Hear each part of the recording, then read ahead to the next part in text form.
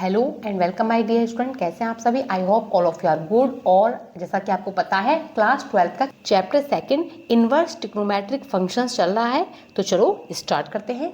Inverse trigonometric function, देखो ये आज हमारी वीडियो, ये सेकंड वीडियो है। जो फर्स्ट वीडियो थी उसमें मैंने आपको इसका इंट्रोडक्शन पढ़ाया था। इंट्रोडक्शन में इसका मैंने आपको बेसिक बताया था। तो मैंने आपको बताया था जो इनवर्स होते हैं, आपको इनवर्स कब एग्जिस्ट करता है फंक्शन का। इनवर्स फंक्शन का तब एग्जिस्ट करता है जब फंक्शन 1 1 एंड ऑन टू हो। जब फंक्शन 1 1 एंड ऑन टू होगा तभी इन फंक्शन का इनवर्स एग्जिस्ट करता है, ठीक है। लेकिन ट्रिग्नोमेट्रिक फंक्शन तो आपको पता है, ट्रिग्नोमेट्रिक क्लास 11 की मैंने आपको बेसिक आइडिया होना चाहिए। और मैंने क्लास 11 की आपको ट्रिग्नोमेट्री बच्चों पढ़ा दी है। मेरे चैनल मैथ्स विद आरती भारद्वाज की प्लेलिस्ट पर जाइए और ट्रिग्नोमेट्री चैप्टर सीखिए। आप वो मैंने बहुत डिटेल से, बहुत अच्छी तरीके से पढ़ा है। मेक श्योर आपको उसे पढ़ने के बाद आपको ट्रिग्नोमेट्री से कभी शिकायत नहीं होगी। तो जो 1 1 और 2 फंक्शन होते हैं उनके इनवर्स एग्जिस्ट करते हैं, लेकिन हम जानते हैं ट्रिग्नोमेट्रिक फंक्शन जो होते हैं वो पीरियोडिक फंक्शन होते हैं। और पीरियोडिक फंक्शन जो होते हैं वो एक इंटरवल के बाद अपने ग्राफ को रिपीट करते हैं, ठीक है। तो अपने ग्राफ को जब वो रिपीट करते हैं तो वो क्या होंगे, अगर हम हॉरिजॉन्टल लाइन टेस्ट करते हैं तो फंक्शन क्या होते हैं, मैनी वन एंड इनटू। जो हमने साइन एक्स का ग्राफ देखा था, हमें पता है साइन एक्स का ग्राफ कैसा होता है, साइन 0 पर 0, साइन π/2 1 मैक्सिमम, इस तरीके से वैल्यू होती है साइन एक्स ग्राफ की। जो साइन एक्स का ग्राफ है ये इस तरीके से। तो जो साइन एक्स का ग्राफ है, अगर हम इस पर ग्राफ पर हॉरिजॉन्टल लाइन टेस्ट करते हैं, अगर हम साइन एक्स के ग्राफ पर हॉरिजॉन्टल लाइन टेस्ट करते हैं, ये देखो हॉरिजॉन्टल लाइन टेस्ट करा, तो हमने हॉरिजॉन्टल लाइन टेस्ट की तो हमने देखा कि ग्राफ को मोर देन 1 पॉइंट पर कट कर रहा है। तो फंक्शन कैसा है, ये फंक्शन जो है ये फंक्शन हुआ मैनी वन और इनटू फंक्शन। क्यों, जो साइन एक्स है, जो फंक्शन है, हमने माना जो एफ है वो कहाँ है, आर से आर में, रियल नंबर से रियल नंबर पर डिफाइंड है। कहाँ से, रियल नंबर से रियल नंबर पर डिफाइंड है। अब ये क्या है, रियल नंबर, तो इसके जो डोमेन, लेकिन अगर हम साइन एक्स के रेंज की बात करें, साइन एक्स की रेंज क्या हुई, मैक्सिमम वैल्यू कितनी होती है 1, मिनिमम वैल्यू कितनी होती है -1, ठीक है। तो 1 और -1 होती है, लेकिन रेंज क्या है, लेकिन मैंने आपको ये भी बताया था कि फंक्शन के लिए हम अगर कभी भी हमें ऑन टू और इनटू की बात होगी तो क्या होना चाहिए था, कोडोमेन इक्वल टू रेंज। तो ये क्या है, रेंज क्या आ रही है -1 से 1, और कोडोमेन क्या है हमारा, रियल नंबर। तो real number does not equal to codomain, तो फंक्शन क्या है हमारा, इनटू फंक्शन। साइन एक्स का इनवर्स नहीं पढ़ती हम, साइन एक्स के रिलेटिव जो रिलेटिव्स हैं उनके इनवर्स, उसका इनवर्स पढ़ते हैं। तो वो हमने क्या करा था, याद कीजिए, मैंने आपको साइन इनवर्स फंक्शन इस तरीके से डिफाइन करता, जो उसका डोमेन है ना, ये जो हम डोमेन होते हैं उसको क्या कर देते हैं छोटा, हम ग्राफ केवल यहाँ से लेके -π/, ये क्या होती है मैक्सिमम वैल्यू, याद कीजिए π/2, और ये जो वैल्यू होती है क्या होती है, माइनस का π/2। तो जो हम ग्राफ लेते हैं, कंसिडर करते हैं, वो क्या करते हैं -π/2 से लेके π/2 तक। ये बात बच्चों याद है नहीं है, ठीक है। देखिए बच्चों, ये मैंने आपको सब बता दिया, फर्स्ट जो इंट्रोडक्शन वीडियो ना, पर फिर भी आपको बता रही हूँ, साइन एक्स ग्राफ है वो -π/2 से π/2 के बीच में होता है, और जो इसकी रेंज होती है वो -1 से 1, ठीक है। अब क्यों, देखिए जब भी फंक्शन बाइजेक्टिव होगा, यानी फंक्शन अगर बाइजेक्टिव है तो इसका मतलब पता है कि ना रेंज जो है वो किसके इक्वल टू होती है, कोडोमेन की। देखो मैं ये आपको बार बार, देखो मैं कई बार रिपीट कर चुकी हूँ, इसलिए मैं आपको एक बार रिवाइज करा रही हूँ। ये मैं बता चुकी हूँ कि रेंज इक्वल टू कोडोमेन है। जब रेंज इक्वल टू कोडोमेन है तो फंक्शन क्या होगा, ऑन टू। अगर फंक्शन ऑन टू है तो इसका मतलब जो कोडोमेन है ये रेंज भी है और ये कोडोमेन भी है, हम इसको रेंज भी कह सकते हैं। यानी अगर साइन एक्स है तो ये इस समय क्या है, डोमेन, और ये क्या हो जाएगी इसकी रेंज। क्योंकि फंक्शन अगर ऑन टू होगा, अगर फंक्शन बाइजेक्टिव है, अगर फंक्शन ऑन टू है, तो जो कोडोमेन होती है और जो रेंज होती है वो इक्वल ही तो हो जाती है। यही तो मैंने आपको बताया। तो डोमेन किसके इक्वल होगी, कोडोमेन जो हो गया वो रेंज के इक्वल हो गया। अगर रेंज के इक्वल है तो ये क्या है इसका, कोडोमेन, और ये क्या है इसका, रेंज। इसे कोडोमेन भी नहीं कहे तो इसे रेंज भी कह सकते हैं ना, रेंज और कोडोमेन इक्वल है। ये मैंने आपको बता दिया था, और मैंने आपको बताया था कि वैल्यू कैसे लेते हैं ना।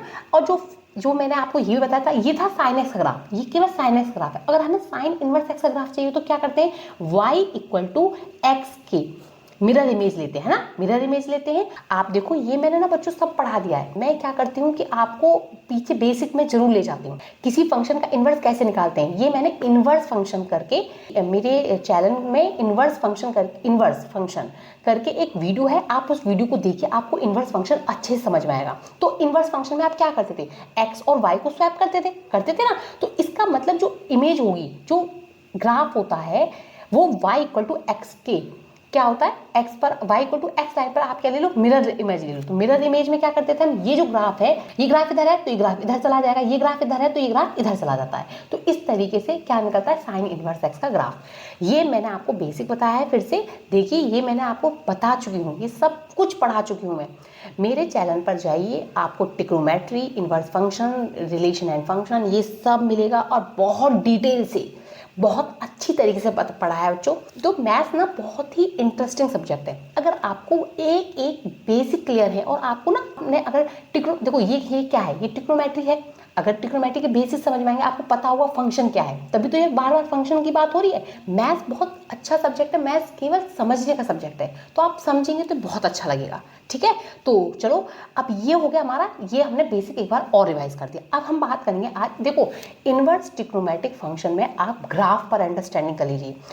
अगर आपको मैथ्स में ग्राफ पर आपकी अंडरस्टैंडिंग बहुत अच्छी हो गई तो आपको आधी मैथ आपकी हाथ में है, मतलब आपकी मुट्ठी में, ये कह लीजिए। तो इनवर्स ट्रिग्नोमेट्रिक फंक्शन की हमें एकदम कुंडली, कहते हैं ना कुंडली पढ़ लेना, हमें कुंडली पढ़ लेनी है इनकी।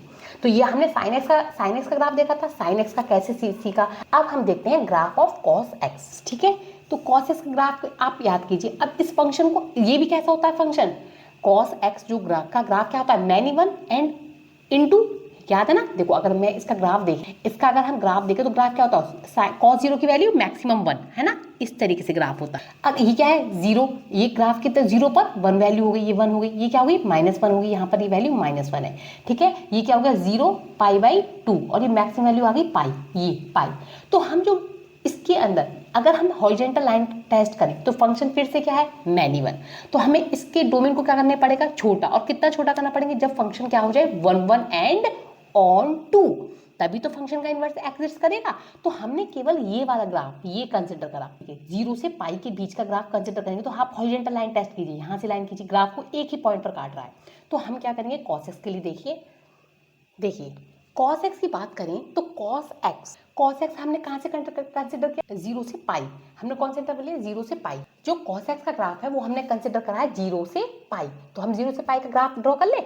ये देखिए, ये हमारे पास ग्राफ हमने ड्रॉ किया 0 से पाई, तो 0 से पाई।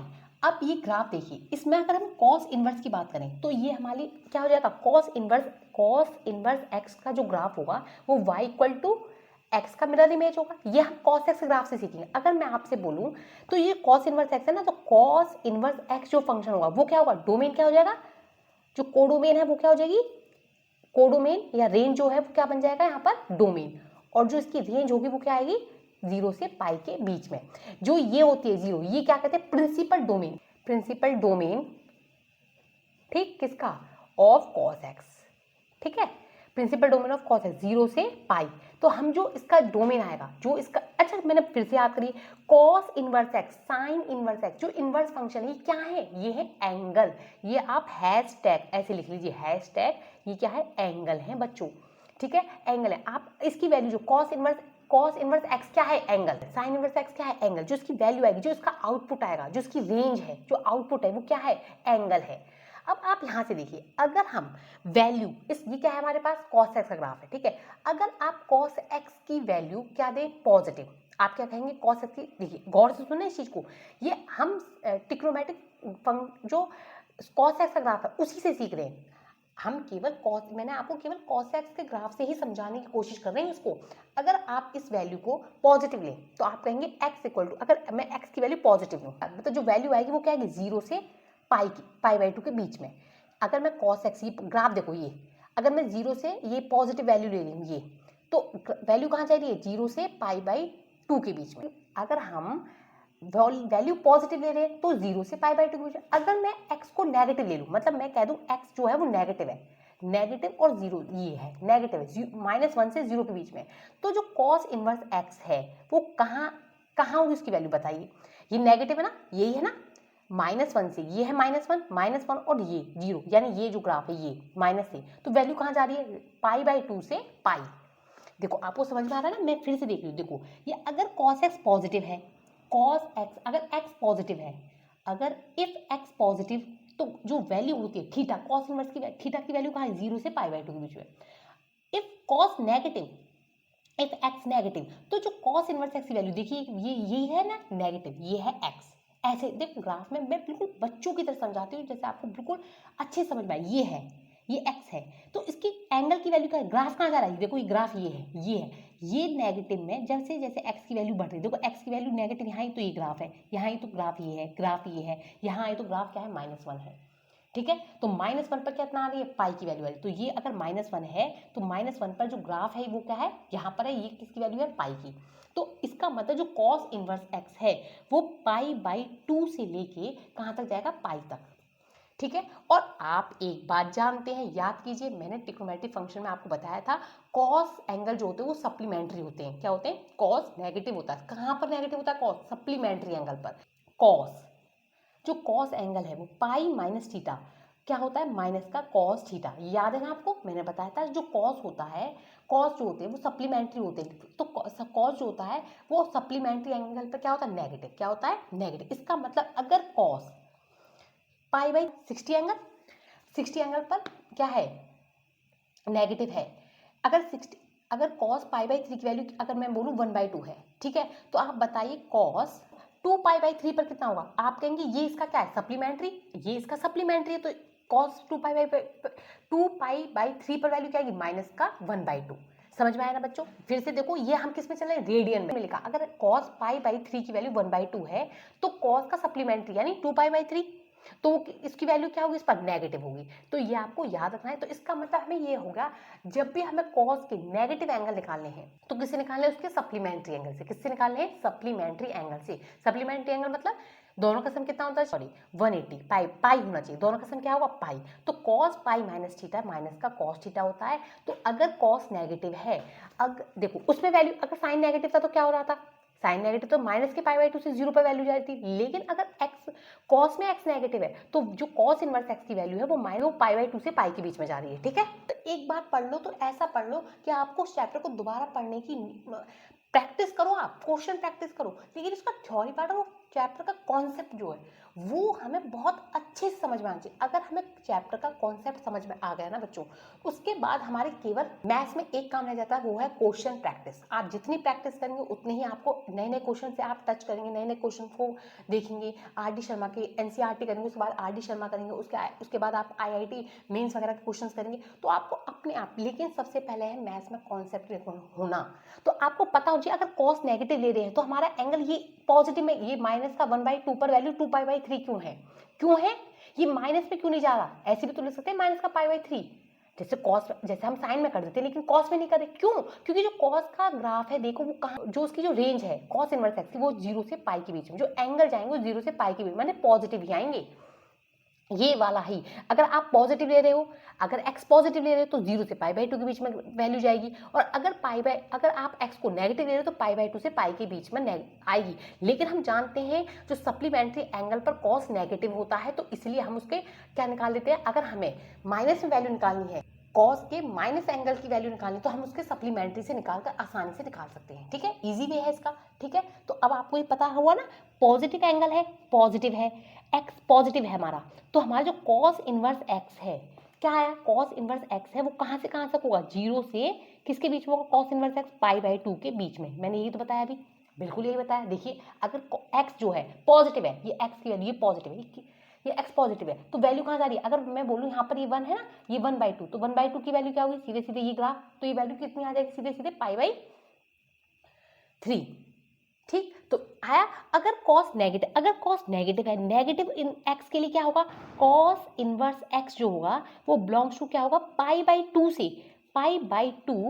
एक्स पाई के बीच में।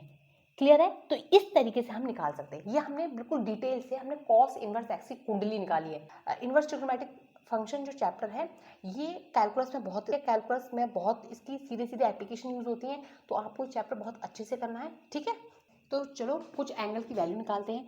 कॉस इनवर्स 0, तो आप कॉस इनवर्स 0 क्या होगा, सीधे सीधे कॉस इनवर्स 0 किस पर होता है, पाई/2, बिल्कुल ठीक, पाई/2। अगर मैं आपसे बोलूँ कॉस इनवर्स -1, तो 1 कहाँ होता है, 1 होता है किस पर, 0 पर, तो -1 कहाँ होगा, पाई -0, बिल्कुल, तो क्या आएगा, पाई।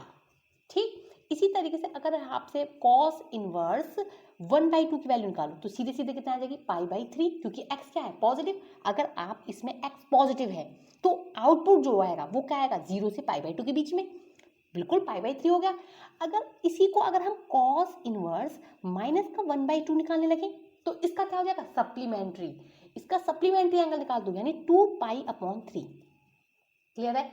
इसी तरीके से अगर हम कॉस इनवर्स 1/√2 निकालने लगे माइनस का 1/√2 तो बताइए किस पर होगी, माइनस का 1/√2 किस पर होती है π/4 पर, π/4 पर। तो इसका माइनस की वैल्यू कहाँ जाएगी माइनस, इसके सप्लीमेंट्री पर यानी 3π/4 पर, पाई माइनस π/4 3π/4। क्लियर है। देखो फिर से कॉस इनवर्स अगर पॉजिटिव है, देखो ये पॉजिटिव है तो उसका सीधे एंगल निकल जाएगा, वैल्यू कहाँ जाएगी 0 से π/2 के बीच में। ये एंगल है, ये कॉस इनवर्स है, ये एक्स है, एक्स क्या है इसका इनपुट, जो इसका आउटपुट है। जो कॉस इनवर्स 0 है ये एक एंगल है, वो एंगल कितना है π/2। कॉस इनवर्स -1 ये एक एंगल है, वो एंगल कितना है पाई। ये कॉस इनवर्स 1/2 ये एक एंगल है, ये एंगल कितना है π/3। कॉस इनवर्स माइनस का 1/2 ये एंगल है, ये इसकी वैल्यू क्या है 2π/3। लेकिन कॉस इनवर्स नेगेटिव है, नेगेटिव कहाँ होगा इसके सप्लीमेंट्री एंगल पर, तो 2π-2π/3। कॉस इनवर्स माइनस का 1/2, जैसे आपने x को नेगेटिव लिया तो आपने देखा 1/√2 कहाँ होता है π/4 पर, तो इसके सप्लीमेंट्री एंगल पर ये 3π/4 पर। क्लियर है। डोमेन फंक्शन के अंदर डोमेन एंड रेंज आना बहुत बहुत जरूरी है, बहुत इंपॉर्टेंट है। हर एग्जाम में आता है, तो बोर्ड के एग्जाम हो आपके या जेई के एग्जाम हो, उन सब में इंपॉर्टेंट है डोमेन एंड रेंज। मैंने इसकी वीडियो डाल दी है, आप रेंज वाली वीडियो देख के आइए बच्चों। रेंज मैंने बहुत अच्छी तरीके से एक एक लाइन क्लियर एंड क्रिस्टल करके पढ़ाया है। अगर आपको कोई भी प्रॉब्लम है आप कमेंट सेक्शन में कमेंट कीजिए, आपको किसी भी टॉपिक पर वीडियो चाहिए आप वीडियो के लिए कमेंट सेक्शन में कमेंट कीजिए कि मैडम इस टॉपिक पर वीडियो बना दीजिए। एनसीईआरटी के क्वेश्चन के लिए, आर.डी. शर्मा के, जो भी आपको प्रॉब्लम है आप कमेंट सेक्शन में कमेंट कर सकते हैं। ठीक है, तो एक क्वेश्चन करते हैं। देखो जैसे देखिए, find principal value of sine inverse 1/2। अब आप बताइए साइन इनवर्स 1/2 इसकी वैल्यू क्या, इसका आउटपुट कहाँ आएगा। ये साइन इनवर्स एक्स एक एंगल है। देखो जिस तरीके से मैं बता रही हूँ ना, मेरे वर्ड्स पर गौर करना और उसी तरीके से सोचिए जिस तरीके से मैं आपको सोचने के लिए कह रही हूँ। ठीक है, साइन इनवर्स एक्स ये क्या है, एक एंगल है। जैसे आपको साइन इनवर्स दिखा, ये कॉस इनवर्स ट्रिग्नोमेट्रिक फंक्शन दिखा, तो ये आपको पता ही एक एंगल है। और जो एंगल है यानी जो एंगल आया, जो उसका आउटपुट आया है ना, वही ना आउटपुट, वो आउटपुट कहाँ से होना चाहिए हमें पता है, ये एक एंगल है। एक तो ये आपको पता है ये एंगल है, इनवर्स ट्रिग्नोमेट्रिक फंक्शन एक एंगल होते हैं और ये भी एक एंगल है। लेकिन एंगल है, वो एंगल कहाँ से है, किस में है, -π/2 से लेके π/2 के बीच में ही होगा, इसके बीच में ही है ये एंगल। ठीक है, अब क्या है इसकी वैल्यू क्या है 1/2। साइन इसकी 1/2 वैल्यू होती है π/6 की। क्या π/6, देखो π/6 इसमें आता है π/6, तो -π/2 और π/2 के बीच में आता है, तो इसकी जो वैल्यू हो गई वो क्या होगी साइन इनवर्स 1/2 कितना हो गया π/6। ठीक है, पॉजिटिव के लिए तो बिल्कुल कोई प्रॉब्लम नहीं आती, क्यों, क्योंकि ये सीधे सीधे क्या आ जाएगी 0 से π/2 -π/2 से π/2 के बीच में। अब देखिए इसका नेगेटिव एंगल होता है। सेकंड देखिए, यह साइन इनवर्स माइनस का 1/√2, ये कुछ भी है हमें नहीं पता है क्या है, लेकिन हमें ये पता है जो भी है ये एंगल है। और ये एंगल कहाँ है, ये एंगल तो है किस में से है, -π/2 से π/2 के बीच में। ठीक है, और जिसका साइन क्या है माइनस का 1/√2 और नेगेटिव है तो वैल्यू क्या आ जाएगी माइनस का π/4। याद है ना, अगर x नेगेटिव हो तो किसकी, तो साइन इनवर्स x कहाँ से कहाँ तक होता है, -π/2 से 0 के बीच में, ये मैंने आपको बताया था। तो इस तरीके से क्या आ जाएगा माइनस का π/4। अब एक कॉस के भी मैंने कुछ क्वेश्चन कराए थे, तो इस तरीके से हमने ये principal value sine inverse x और कॉस इनवर्स एक्स की सीख ली हैं। तो चलो देखो, अगर आपको मेरी वीडियो पसंद आ रही है तो प्लीज़ मेरी वीडियो को लाइक कीजिए, अपने फ्रेंड्स के साथ शेयर कीजिए, मैथ्स विद आरती भारद्वाज को सब्सक्राइब कीजिए, अभी कीजिए। जब तक अपना ध्यान रखिएगा, खुश रहिएगा। अगली वीडियो में मिलते हैं। Thank you for watching, bye bye.